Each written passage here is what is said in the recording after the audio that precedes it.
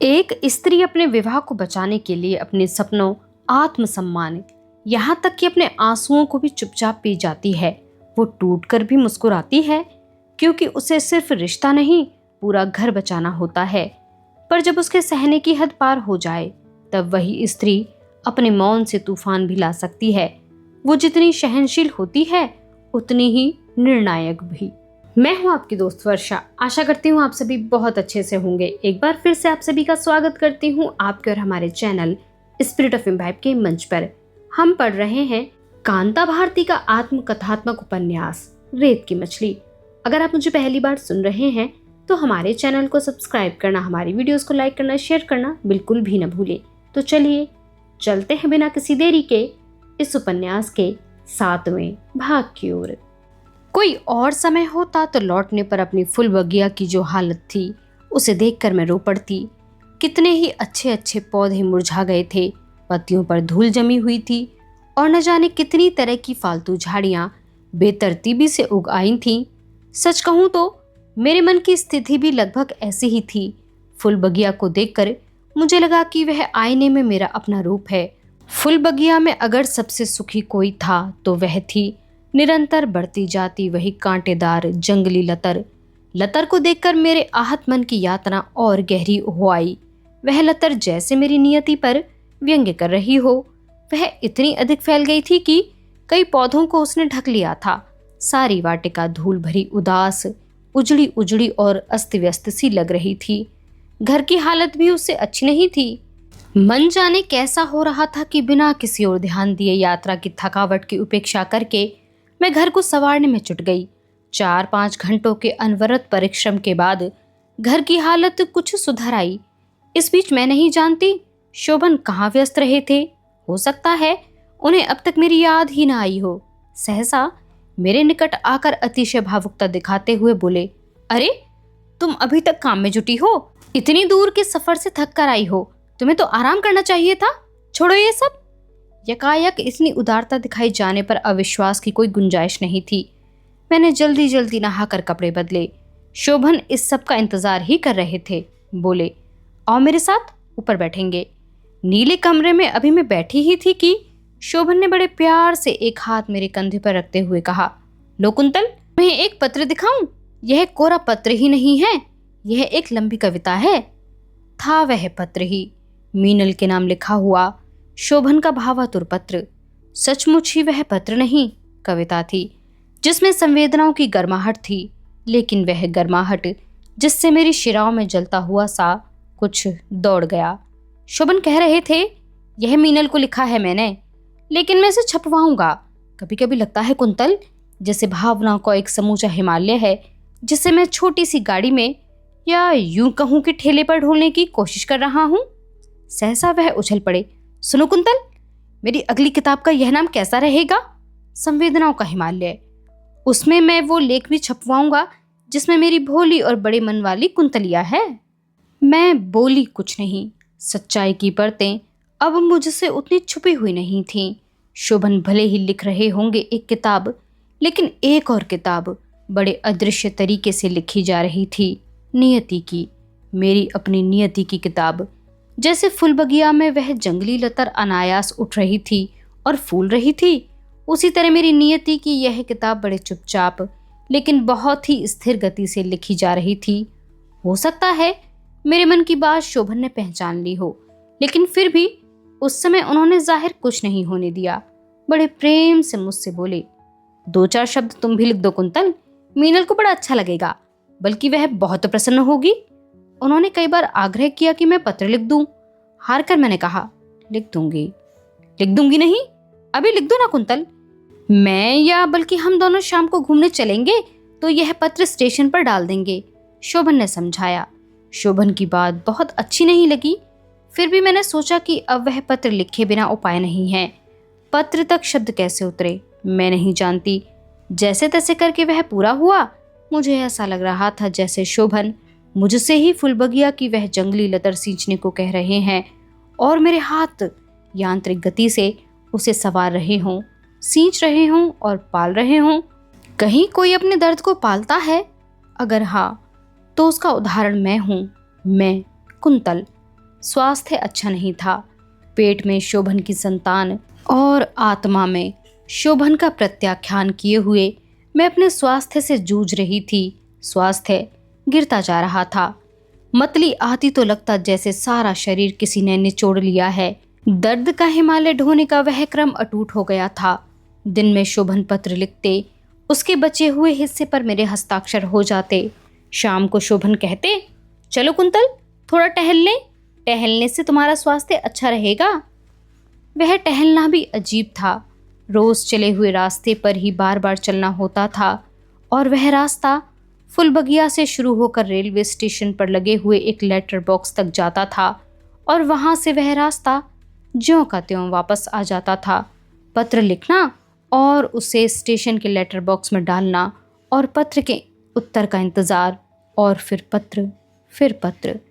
फुलबगिया की जंगली लतर का दूसरा नाम हो सकता है पत्रों का सिलसिला, या एक और नाम ढोया जाने वाला दर्द का हिमालय। मेरे सिर से टकरा क्यों नहीं जाता वह हिमालय? मेरे चारों ओर फाड़े गए खाली लिफाफे, लिख लिख कर भरे गए पन्ने और काट काट कर लिखे गए अक्षर इस तरह मंडराते हैं जैसे किसी मरते हुए बेबस पशु पर जंगली पक्षी मंडरा रहे हों। हर आने जाने वाले पत्र पर लगातार लगती हुई डाक खाने की मोहर जैसे लगातार मेरे माथे के अंदर बजती है, ठक ठक ठक। डॉक्टर ने जांच की और बताया कि मुझे एनीमिया है और बहुत ज़्यादा कमज़ोरी है। रक्तचाप बहुत कम है। वहाँ से लौटी और फुलबगिया से होकर गुजर रही थी तो मेरी दृष्टि उसी जंगली लतर पर पड़ी। जाने कैसे मुझे लगा वह कोई प्राणी है जिसका रक्तचाप बिल्कुल ठीक है और स्वास्थ्य बहुत अच्छा है, और वह बड़े व्यंग्य से मुझे देखकर मुस्कुरा रही है। मुझे अपने पैरों में कंपन महसूस हुआ, माथे पर पसीना छलक आया और इतनी अधिक कमजोरी महसूस हुई कि लगा दरवाजे के अंदर जाते जाते मैं गिर जाऊंगी। किसी तरह मैंने शोभन से कहा। वे सहारा देकर अंदर ले गए, मुझे पलंग तक ले जाकर बोले, अच्छा कुंतल, मुझे तो यूनिवर्सिटी जाने को देर हो रही है, मैं लौटते में दवा लेता आऊँगा। और हाँ देखो, शायद मीनल का कोई पत्र या तार आ जाए, वह आए तो सावधानी से रख लेना।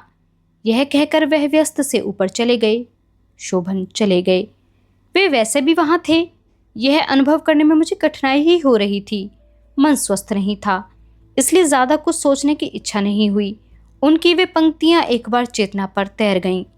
रक्त कमल के बिना मेरा क्या होगा? उसे मुरझाने से बचाने के लिए मैं अपना सर्वस्व लगा दूंगा। किसका सर्वस्व? शोभन का या कुंतल का? शाम को फिर वही आग्रह। उन्होंने बड़ी लगन से 2 पृष्ठों का पत्र मीनल के लिए लिख डाला था।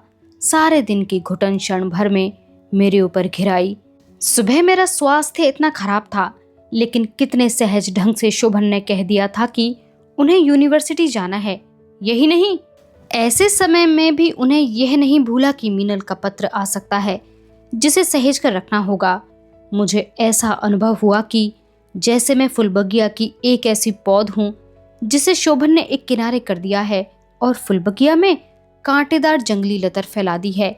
यहाँ तक कि यूनिवर्सिटी से लौटने के बाद भी उन्होंने स्वास्थ्य के बारे में कुछ पूछने के बजाय मीनल के पत्र के बारे में ही जिज्ञासा की थी। एक बात मन को और कचोटने लगी कि मेरे स्वास्थ्य के बारे में औपचारिक पूछताछ करने के बाद जब उन्हें पता चला कि मैं सारे दिन बेहोश जैसी पड़ी रही तो फौरन बोले, भाई यही तो तुम गलती करती हो, इस तरह तो तबीयत और भी खराब हो जाएगी। जरा सा उठो, घूमो फिरो, ताकि मन तो बहल जाए। उनकी इस बात में जो कुछ छुपा हुआ था उसे मैं पहचान गई। दरअसल वे स्टेशन तक जाना चाहते थे ताज़ा पत्र मीनल को डालने के लिए, लेकिन अकेले जाने का साहस नहीं हो रहा था। घुटन इतनी ज़्यादा हो रही थी कि लग रहा था जैसे सिर फट जाएगा। किसी तरह अपने आप पर जोर डालकर मैं उठी। ऐसा लग रहा था कि पांव स्थिर नहीं होंगे, लेकिन फिर भी मैंने अपने आप को साध लिया। एक यातना अगर दूर नहीं हो सकती है तो दूसरी यातना से बचने का उपाय करना भी बेकार है, मैंने सोचा। घर से अभी थोड़ी दूर ही आए थे कि शोभन ने कहा, पहले स्टेशन चलते हैं, वहाँ पत्र डाल दें, फिर घूमेंगे। इस बात से असहमति जाहिर करने की इच्छा मेरे मन में पैदा होती भी तो मैं उसे दबा देती। हाँ, स्टेशन पर खत डालने के बाद मैंने कहा कि अब सीधे घर ही लौट जाना चाहिए।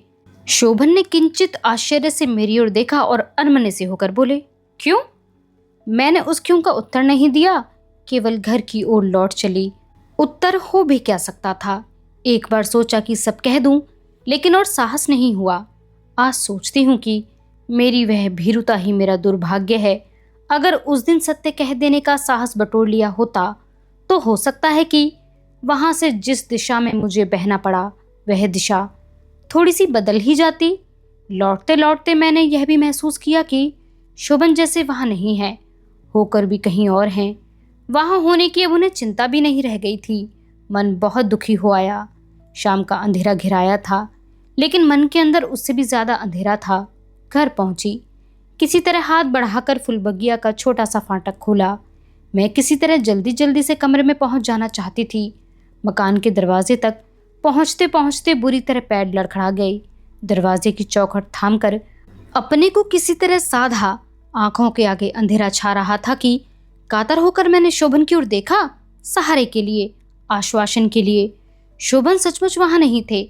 दरवाजे से थोड़ा दूर दीवार पर लटके हुए जापानी शिल्प के छोटे से लेटर बॉक्स के पास खड़े हुए जल्दी जल्दी कोई लिफाफा फाड़ रहे थे। आंखों के आगे उतरा हुआ अंधेरा और अधिक न हो जाए, इसलिए मैंने उधर से आंखें हटा ली और मन को पक्का करके अंदर आ गई। बहुत देर बाद शोभन के जूतों की आवाज़ सुनाई दी। हो सकता है बहुत देर ना भी हुई हो और मन की यातना के कारण ही उतना समय कई गुना भारी हो गया हो। आते आते शोभन ने आवाज़ दी, कुंतल, कहाँ हो कुंतल? अरे तुम यहाँ हो, देखो ना वही हुआ। मैं तुमसे कह रहा था ना कि तुम्हें मीनल को 4 पंक्तियां लिख दिया करो। पिछले खत में तुमने नहीं लिखा था। मीनल ने बहुत शिकायत की है। लो पढ़ लो ये खत। बस अब और नहीं सहा जा सकता। मेरे सारे शरीर में जैसे उत्तेजना की सुइयां सी चुभने लगी। आवेश से मैं कांप उठी। मैंने कराह कर कहा, अब और नहीं होगा शोभन, अब और ज्यादा नहीं हो सकता। मैं नहीं लिख सकती खत, आगे भी नहीं लिखूंगी। अब ठीक ठीक याद नहीं है कि आवेश के ज्वार में मैंने और क्या कहा था, शोभन ने क्या उत्तर दिया था, यह भी मुझे याद नहीं। हाँ, इतना मुझे याद है कि मेरे देखते देखते वे उठे थे और छोटी सी मेज पर रखे हुए पीतल के गुलदस्ते को उठाकर पूरे बल से अपने सिर पर पटक लिया था। मैं एकदम सन्न रह गई। देखते देखते शोभन की कनपट्टी से होकर सुर्ख रक्त की एक धार कुर्ते पर आ गिरी। रक्त देखकर अनायास मेरे कंठ से एक चीख निकल गई। एक झटके से मैं उठी, लेकिन आंखों के आगे एकदम अंधेरा छा गया और चेतना टूट गई। थोड़ी देर के बाद जब मुझे होश आया तो मैंने देखा कि शोभन की माँ मेरा सिर अपनी गोद में लिए बैठी थीं और शोभन कह रहे थे कि वे ऊपर से कुछ उतार रहे थे कि अचानक उनके ऊपर फूलदान गिर गया और चोट आ गई। इससे आगे अधिक कोई बात नहीं हुई। माँ के कहने पर वे पड़ोस के डॉक्टर से पट्टी बंधवा आए। बोले कुछ नहीं। मेरे मन की जलन शांत हो गई थी, लेकिन कुछ भी बोलने की इच्छा नहीं हो रही थी।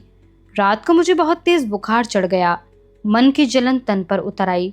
शोभन उतने अधिक असंपृक्त नहीं रह सकते। चिंता व्यक्त करते हुए बोले, मैं डॉक्टर को बुलाकर लाता हूँ। लेकिन मैंने उन्हें मना कर दिया। यातना के बाद और यातना बुलाने और सहने की इच्छा हो रही थी। लग रहा था कि तन तपे और खूब तपे, इतना तप जाए कि चारों ओर आग लग जाए, फिर आग में एक एक रोआं जलकर राख हो जाए। सुबह डॉक्टर आया। बुखार देखकर उसने गहरी चिंता जाहिर की। उसने कहा, इनकी ऐसी हालत में तेज बुखार घातक ही होगा। ना चाहते हुए भी दवा ने बुखार को और अधिक बढ़ने से रोक दिया। लेकिन उस बुखार के रुक जाने से होता भी क्या। जिस दिन बुखार उतरा और मैंने पथ्य लिया, उसी दिन मीनल का पत्र आया और उसे पढ़कर शोभन के चेहरे का रंग उतर गया। उन्होंने आहिस्ता से वह पत्र मेरे नज़दीक रख दिया। मैं अपने को रोक नहीं सकी। पत्र उठाकर देखा।